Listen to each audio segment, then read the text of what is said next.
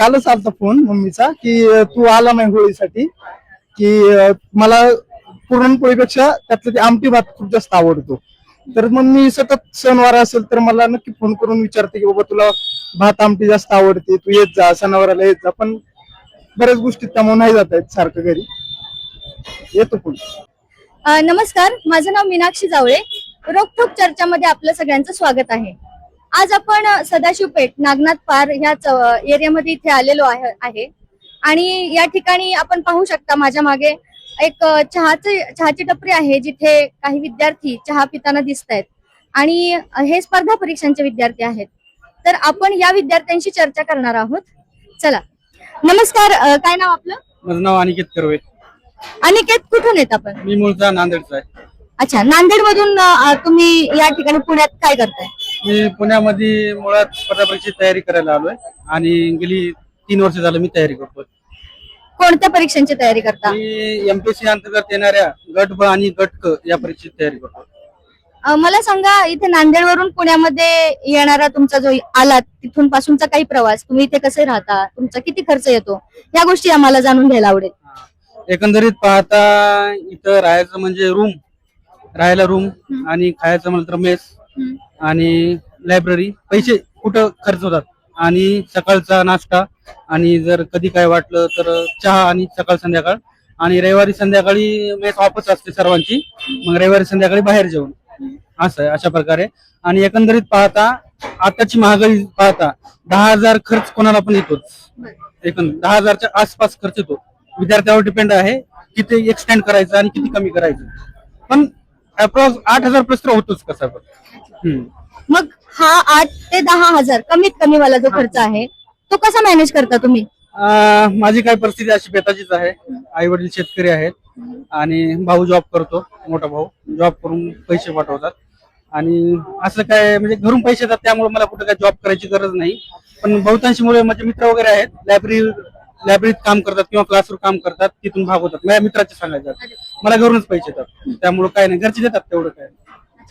मग स्पर्धा परीक्षांमध्ये येताना तुमचा काही बी प्लॅन ठरलेला होता का, किंवा कोणतं पद तुम्हाला हवंय असं काही ठरवून आले तुम्ही?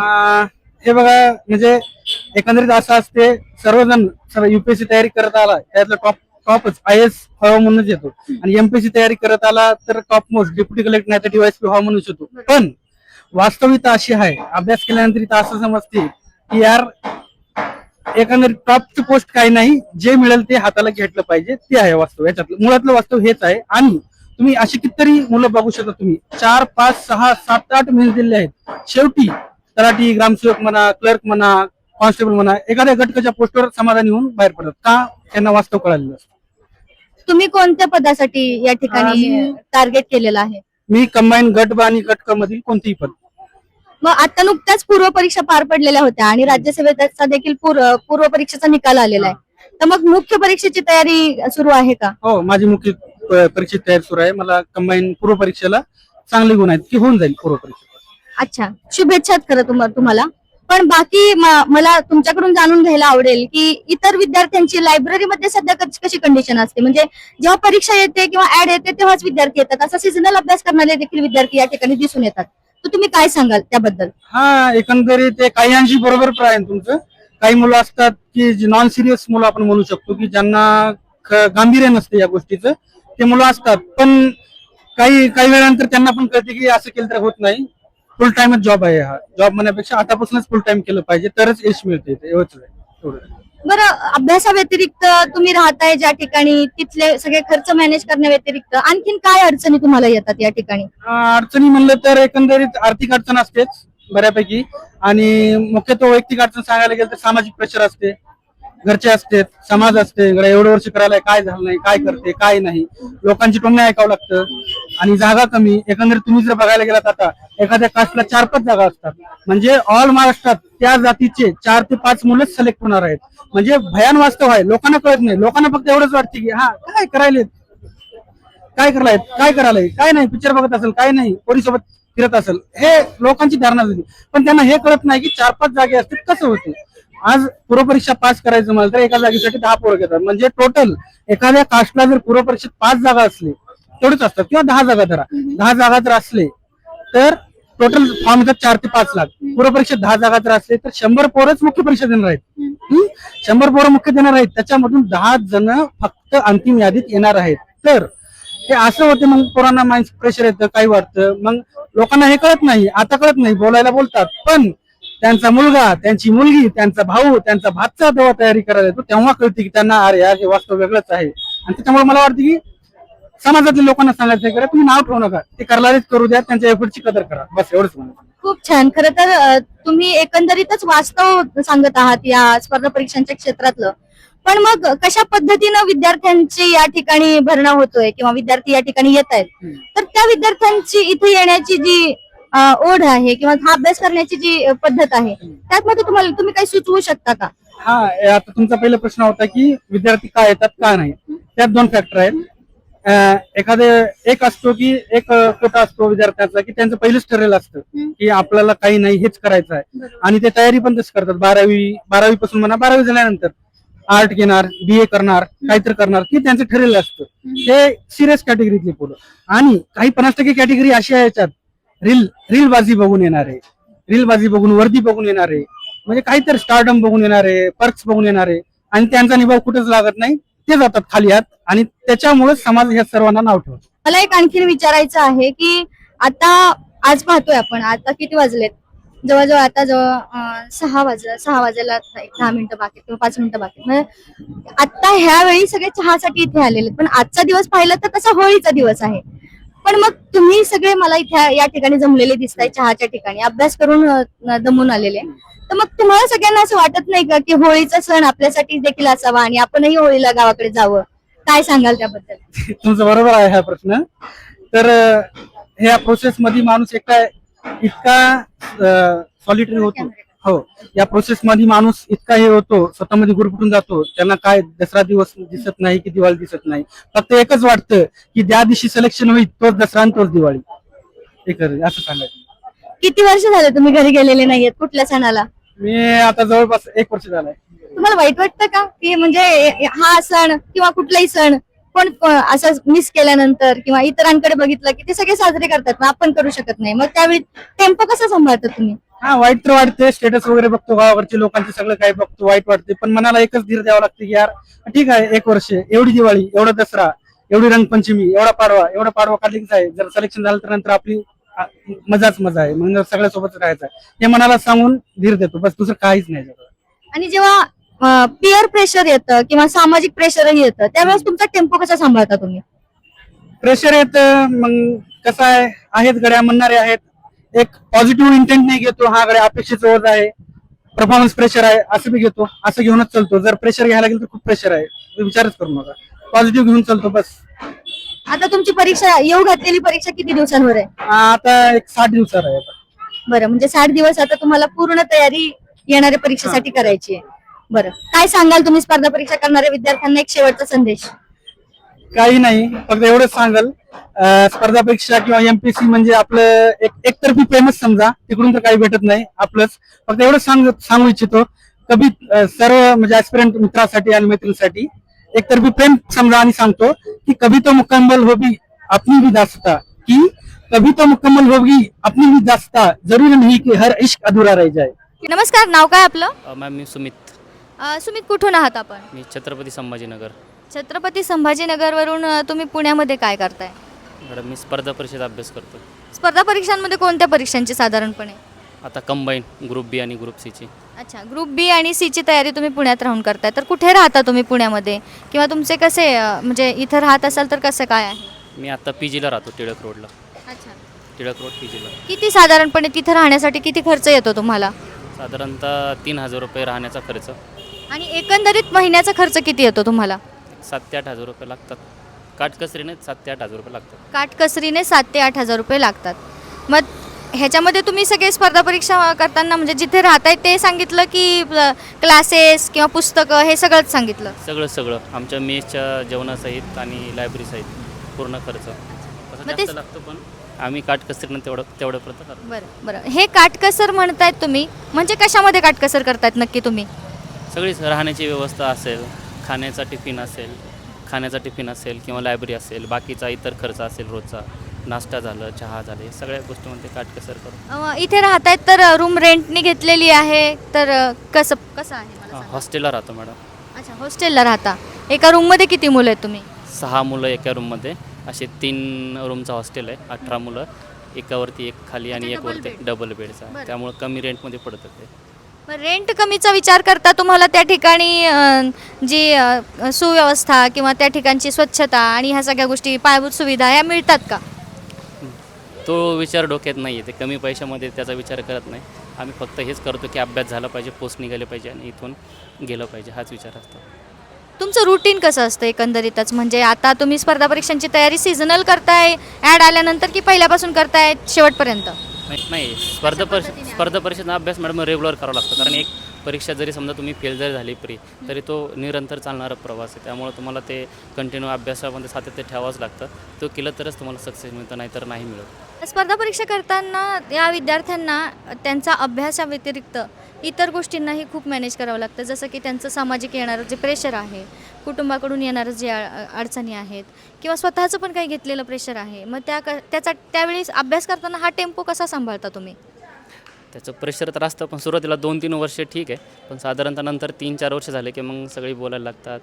खर्च असतो, आईवडिलांचं टेन्शन असतं, आपलं स्वतःचं पण असतं. तर थोडंफार काहीतरी म्हणजे असं प्रेशरसाठी करतो अभ्यास, थोडंसं मोटिवेशन असतं आईवडिलांचं, तर थोडं मॅनेज करतो. एक कधीतरी असे सण येतात, त्यामुळे थोडंसं मैत्रिणीमध्ये करतो एन्जॉय, होतं थोडंसं मॅनेज. मला हे खरं तर मूळ मुद्दा मला हे जाणून घ्यायचं आहे तुमच्याकडून. आज होळीचा सण आहे बरोबर, पण तुम्ही तुमच्या कुटुंबासोबत नाही आहेत, तर मग काय तुमची भावना आहे त्याबद्दल? नाही, दुःख तर त्या गोष्टीचं आहे की आईवडिलापासून लांब आहे, पण आणखीन एक आनंद असा आहे की आम्ही जे करतो आहे ते प्रामाणिकपणे करतो आहे आणि आमच्या आईवडिलांचं स्वतःचं स्वप्न पूर्ण करण्यासाठी आम्ही जे अहोरात्र मेहनत घेतो तर ते प्रामाणिकपणे करतो. तर त्यामुळे ते दुःख थोडंफार कमी होतं. जो प्रवास चालू आहे त्याचा एक ना दिवस पोस्ट मिळेल या उद्देशानं करतो एन्जॉय थोडंसं. ज्यावेळेस सणवार येतात त्यावेळेस आपला मुलगा घरी नाही आहे हे जेव्हा आईवडिलांना लक्षात येतं आहे त्यावेळेस त्यांचा फोन येतो, त्यावेळेस काय बोलतात तुम्हाला ते? ते दुःख असतं, पण आम्ही ते घरच्यांना जाणू देत नाही. कारण ते घरच्यांना जर जाणवलं की त्यांचा मुलगा इकडं दुःखात आहे तर त्यांना होणारा त्रास हा आम्हाला पण त्रास देतो. त्यामुळे आम्ही घरून फोन जर आला तर आई विचारते की आज काय खाल्लं नसेल तरी आम्ही सांगतो की टिफनला आज खूप छान भाजी होती, गोड दिलं, पुरणपोळी दिली, असं आम्ही सांगतो आईवडिलांना. कारण ते खुश राहतात, ते खुश राहिले म्हणजे आपण खुश, म्हणजे असं आम्ही हे एक गोष्टी मॅनेज करावं लागतात, त्याला ऑप्शन. काय करतात तुमचे पालक? शेती करतात मॅडम, आईवडील दोघं शेती करतात. तुमच्या घरातून स्पर्धा परीक्षांची काही पार्श्वभूमी होती का? नाही मॅडम, मी पहिलाच आहे घरातून, म्हणजे फॅमिलीमध्ये शिकलेला सगळ्यात जास्त मीच आहे. अरे वा. तुम्ही बी प्लॅन काही ठेवलेला आहे का स्पर्धा परीक्षांमध्ये? किंवा मग हे खर्च जेव्हा तुम्ही भागवता तेव्हा तुम्ही अर्निंगसाठी काही विचार केलेला आहे का सोर्सेसचा दुसऱ्या? नाही, सध्या तर नाही आहे, पण करणार आहे. आता एक आहे पुढचे येणार एक्झाम जून-जुलैमधले, ती करणार आहे. त्यानंतर ठरवूयात काय प्लॅन असेल तर. मी असं ऐकलं आहे की स्पर्धा परीक्षा हे मायाजाळ आहे. इथे आल्यानंतर बाहेर पडायची इच्छा असून सुद्धा विद्यार्थ्याला बाहेर पडता येत नाही, त्याबद्दल काय सांगाल तुम्ही? नाही, ते म्हणतात ते खरं आहे, मायाजाल आहे. कारण काय होतं की जे स्वप्न दाखवले जातात आणि आपण जे बघतो याचा खूप जमीन आसमानचा फरक आहे. पण यातून बाहेर पडलं पाहिजे, कुठे थांबलं हे जर कळलं तर ते आपल्यासाठी एक सक्सेस आहे. कारण अभ्यास करून किती दिवस करणार ना, आणि हे स्पर्धा परीक्षेचं विश्व हेच काही सर्व काही आहे असं मला तरी वाटत नाही. त्यामुळं सगळ्यांनी थोडा वेळ दिला पाहिजे. त्यानंतर इथून नाही सक्सेस मिळालं तर 100% बाहेर पडलं पाहिजे. नमस्कार, काय नाव आपलं? अशोक भवर. कुठून आलात आपण? अहिल्यानगर. मग इथे अहिल्यानगरवरून पुण्यामध्ये आलात तुम्ही स्पर्धा परीक्षांसाठी, तर इथे तुम्ही राहण्यासाठी किंवा तुमचा जे काही उदरनिर्वाह आहे तो मेस वगैरे ते कसं मॅनेज करताय किंवा काय आहे? घरून म्हणजे मंथली एक्सपेंड देतात समजा, त्याच्यातून जेवढे काही 10,000 होऊन जातो खर्चाचा. रूम रेंट, अच्छा. इन्क्लुडिंग लायब्ररी व मेस वगैरे. कुठे राहताय म्हणजे रूम रेंट वर घेऊन राहतायत की कसं? सदाशिव पेठेमध्ये रूम रेंट करण्याचं. आणि किती मुलं एका रूम मध्ये राहता तुम्ही? टोटल आम्ही 7 जण राहतो. 7 जण राहताय तुम्ही. तुझं नाव काय? आकाश दळवी. आकाश, मी असं ऐकलंय की इथे सदाशिव पेठेत अभ्यास करणारे मुलं आहेत ते एक डबा दोघात पण खातात, ही खरं आहे का? बरोबर आहे. आता पैशाचं कसं जास्त करून पैसे येत नाही. पहिलं कसं 2017, 18, 19 मध्ये 7,000 मध्ये भागत होतं, तसं आता कुठेतरी 10-15 हजारापर्यंत पण भागत नाही. मग थोडेसे काटकसर करून हे करून पैसे वाचवण्यासाठी, थोडेफार मागं पडण्यासाठी, पुस्तकांसाठी, तर ते दोघांमध्ये टिफिन खातात, थोडस मॅनेज करतात. कधी कधी थोडंफार उपाशी राहून बी करतात, काही काही मुलं तर उपाशी पण राहतात त्याच्यासाठी. मी हेही पाहिलंय की सिंगल रूम मध्ये जवळजवळ 4-4, 5-5 मुलं शिफ्ट वाईज सुद्धा राहतात, त्याच्यापेक्षा जास्ती मुलं राहतात. हे सुद्धा खरं आहे का? नाही इथं तर तशी परिस्थिती नाही, आता शिफ्ट वाईज नाही राहत कोणाचं, पण जास्त मुलं राहतात एका रूम मध्ये. आता कसं थोडस ऍडजस्टमेंट करावं लागते, त्यासाठी 5-6 जण 1 BHK मध्ये राहावं लागते, कारण की पैशाचे प्रॉब्लेम असल्यामुळे तेवढे ऍडजस्टमेंट करावंच लागते. स्पर्धा परीक्षा करताय, मग स्पर्धा परीक्षाच का? मला हा प्रश्न विचारायचा आहे. तुम्ही त्यावेळेस ठरवून येतानाच असं ठरवून आला होतात का मला स्पर्धा परीक्षा करायची आहे, की काही वेगळं होतं? नाही म्हणजे असं आता ग्रॅज्युएशन BA MA किंवा BSc असेल तर मग पुढे ऑपॉर्च्युनिटी कमी आहेत ना आमच्यासाठी. तर इंजिनिअरिंग केलं तर मग पुढे ऑपॉर्च्युनिटी असतात, MBBS करतात, त्यासाठी खूप पैसा लागतो. आता आम्ही शेतकऱ्याची मुलं आहोत, तर मग आमच्यासाठी कारण की MPSCच्या अशा काही परीक्षा फी पण नसतात, गावाकडून बी करता येते, ज्यांची चांगली परिस्थिती आहे ते पुण्यात येऊन बी अभ्यास करतात. तर मग सगळ्यात चांगली आणि चांगला प्लॅटफॉर्म हाच आहे की MPSC करून अधिकारी बनणं आणि आपल्या घरच्यांचं थोडंसं नाव उंचावणं. तुम्ही कुठून आलेले आहात? मी अहिल्यानगर, कर्जत तालुका. अच्छा, मग तुमचे आई वडील काय करतात? माझे आई वडील शेतीच करतात. मग तुमच्या घरातून अधिकाऱ्यांचा काही याच्यापूर्वी आहे का असं बॅकग्राऊंड? असं काहीच नाहीये, अधिकाऱ्यांचं असं काही नाहीये. आम्ही प्रिपरेशन करणारे आम्ही पहिलेच आहोत आम्ही. मग तुम्हाला मार्गदर्शन कुठून मिळालं हे स्पर्धा परीक्षांसाठी येण्यासाठी, किंवा इथे आल्यानंतर तुम्ही कसं मार्गदर्शन घेतलं कोणाकडून? लहानपणापासून बघतो ना आपण सगळीकडे की बाबा अधिकारी लोक कसे आहेत, काय प्रशासनात काम करायचं असेल तर कितीही चांगल्या गोष्टी इथं हे इथं. मग त्या सगळ्या गोष्टी बघूनच आम्ही 11वी-12वी नंतर थोडं गेल्यानंतर कळतं माणसाला की आपण काय केलं पाहिजे, काय नाही केलं पाहिजे. बाकीच्या गोष्टी अवेलेबल आहेत, प्लॅटफॉर्म आहेत, सोशल मीडिया आहे, ह्याच्यामुळं मुलं ऑटोमॅटिक त्या दिशेने जातात. म्हणून त्याच गोष्टीतूनच आम्ही इथं आलो. तुम्ही काही बी प्लॅन वगैरे ठेवलेला आहे का विचार करून? प्लॅन आहेत की मग जर इकडे कसं इकडे सगळेच पास होते ना असं काही नाहीये, तर काहीतरी बिझनेस करता येईल का बाबा. आता थोडीफार शेती आहे 1 एकर, तर मग दुग्ध व्यवसाय, आता स्वतः आमचा दुग्ध व्यवसाय आहे घरी, तर त्यातून काय अजून जास्त काय करता येईल का, थोडस अजून प्लॅनिंग असेल काय पुढचं तर त्यातून काय करता येईल का, असे प्लॅन बी आहेत आमचे भरपूर. किंवा इकडे काहीतरी करता येईल का पुण्यासारख्या ठिकाणी छोटासा एक बिझनेस स्टार्टअप करता येईल का, असं प्लॅन आहेत. असं काही नाहीये की बाबा इकडे नाही झालं तर तिकडे नाही करता येणार, असं काही नाहीये. तिकडे करू शकतो किंवा इकडे झालं तर भारीच आहे.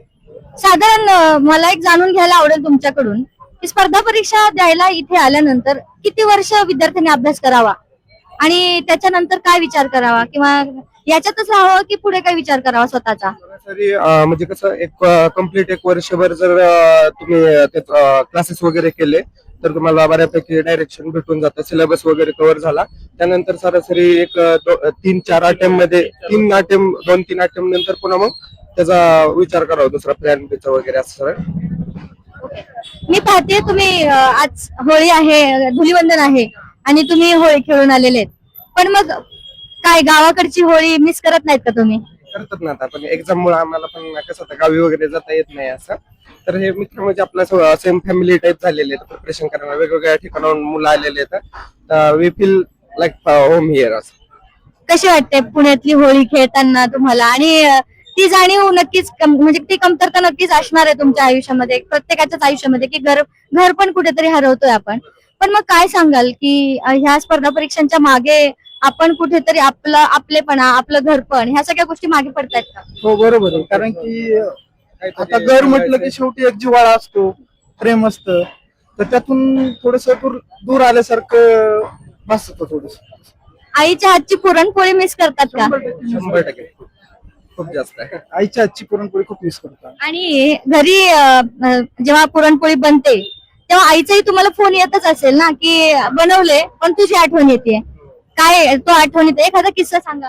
कालच आलता फोन मम्मीचा की तू आला नाही होळीसाठी, की मला पुरणपोळीपेक्षा त्यातलं ते आमटी भात खूप जास्त आवडतो.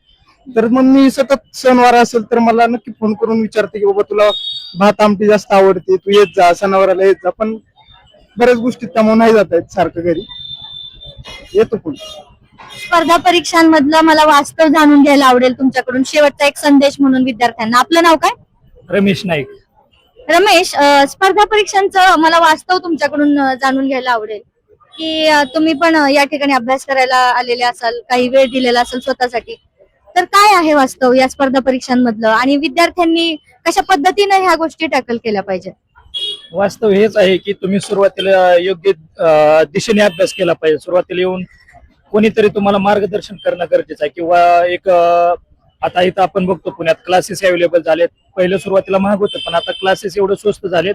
पोरांनी वर्षभर क्लास करून योग्य मार्गदर्शन घेतलं तर 2-3 वर्ष कंटिन्यू जर अभ्यास केला तर बऱ्यापैकी तुम्ही त्या पोस्ट पर्यंत पोहोचू शकता. पण आता असं झालंय प्रिलिम मेन्स त्यामुळं सरासरी 4 ते 5 वर्ष जातात. पण तुम्ही जर पेशन्स काढले, संयम ठेवला तर कुठंतरी हा होळीचा गुलाल नक्कीच तो दिवशी पोस्टचा गुलाल म्हणून घ्यावा अंगावरती. आणि नक्कीच ही होळी आपल्याला इथं गुलाल भेटला तर नक्कीच आपल्या आई वडिलांच्याही अंगावरती गुलाल पडतो. आणि हे वास्तव असंच आहे की तुम्ही पेशन्स काढा, संयम ठेवा आणि योग्य मार्गदर्शन घ्या, योग्य संगतीत राहावा. सगळ्या गोष्टी तुम्हाला इथे अवेलेबल झालेत. आता इथं सगळं पुण्यात म्हणजे फॅमिली सारखं वातावरण झालंय. मित्र आहेत चांगले सगळे आहेत, त्यामुळे एकंदरीत होऊन जाते गोष्ट. तिथपर्यंत आपण पोहोचतो आणि आपण तिथपर्यंत पोहोचतो. आपल्यातल्या आपण क्षमता ओळखून आपण प्रयत्न करत राहिला ना, नक्कीच तो आपला आनंदाचा दिवस असेल. स्पर्धा परीक्षा करणाऱ्या विद्यार्थ्यांना सगळ्यात जास्ती अभ्यासाच्या व्यतिरिक्त इतर काही टेन्शन्स पण असतात, जसं की सामाजिक दबाव असतो, स्वतःच काही गोष्टी ठरवून ठेवलेल्या असतात आणि त्याचं पण आपण प्रेशर वेगळंच घेतो. आई वडिलांकडे बघून सुद्धा काही वेगळं प्रेशर असतं. त्याबद्दल काय सांगाल, म्हणजे ह्या सगळ्या गोष्टींबद्दल? आता ते प्रेशर सगळ्यांनाच येत असतंय, पण कुठंतरी आपण जर इथं आलो ना तर त्या प्रेशरातून बाहेर ठेवून कुठेतरी स्वतः आयसोलेट होऊन जर अभ्यास केला ना, कारण प्रेशर जोपर्यंत तुमचा रिझल्ट नाही तोपर्यंत तुम्हाला प्रेशर समाजाचं म्हणा, फॅमिलीचं म्हणा किंवा कोणाचं तरी तुम्हाला सहन करावंच लागणार आहे. पण ज्या दिवशी तुमच्या लिस्ट मध्ये किंवा त्या मेरिट लिस्ट मध्ये नाव येईल ना, तर कुठेतरी ते प्रेशर, ते तुम्ही एवढ्या दिवसाची मेहनत, ते एका क्षणात आयुष्य तुमचं बदलून जातं. आणि मग झालेल्या गोष्टी कसं आहे माहित आहे का, समाज आहे शेवट आणि तो समाज आपल्याला नंतर खांद्यावर घेऊन नाचत असतो. त्यामुळे समाजाचं प्रेशरचं काही एवढं मनावर नाही घेऊन आपला अभ्यास करत राहणं हेच यशाची गुरुकिल्ली आहे. नवीन स्पर्धा परीक्षांमध्ये येऊ पाहणाऱ्या विद्यार्थ्यांना तुम्ही काय संदेश द्याल? स्पर्धा परीक्षा पोरांनी, नवीन मुलांनी येऊन योग्य क्लासेस लावून योग्य मार्गदर्शन घेऊन जर त्यांनी अभ्यास केला तर होऊन जाईल. आता कसं जास्त स्पर्धा परीक्षेमध्ये ग्रामीण भागातील मुलं आहेत आणि गरीब कुटुंबातील बऱ्यापैकी मुलं आहेत. त्यामुळे त्यांनी जर इथे यायचं ना, एक ठराविक कालावधी ठरवून येऊन जर योग्य दिशेने अभ्यास केला तर होऊन जातील. आणि निश्चितच त्यांचं इथं पुण्यात पुणेकर चांगले त्यात स्वागत करतील आणि त्यांना सगळे, आता आम्ही जुने विद्यार्थी, आम्ही त्यांना मार्गदर्शन करेल. म्हणजे असं निश्चित नवीन मुलांनी पण यात संधीचं सोनं करावं.